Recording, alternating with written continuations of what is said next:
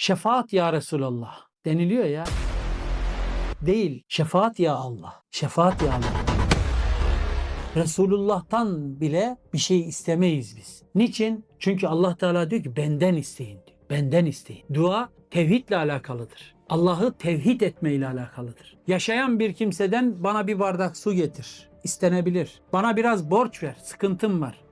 Bunlar ayrı şeyler. Şimdi biz bunları söyleyince hemen bunları eşinden su istemiyor musun? İşte çayı doldur demiyor musun kızına? İşte oğluna şunu yap demiyor musun? Git bakkaldan ekmek al demiyor musun? İşte bunlar da istek değil mi? Bunlar onun yapabileceği isteklerdir. Ama Allah Teala'nın bahsettiği şey bu değil ki. Açıyor ellerini. Ahirette bana şefaat et diyor. Beni cennetliklerden eyle diyor. Allah Resulünü aracı koşuyor. Allah'a dua ederken. Öyle değil mi? Bu noktada Resulullah'ın veya evliyanın veya bir kabrin yapamayacağı şeyleri ondan istiyor. Yapamayacağı şeyleri istiyor. Bu şirktir. Böyle bir yetki Allah Teala hiç kimseye vermemiştir. Heç kimə yaraşmaz ki, Allah ona kitab, hikmət və peyğəmbərlik verdikdən sonra insanlara Allaha yox, mənə qul olun desin.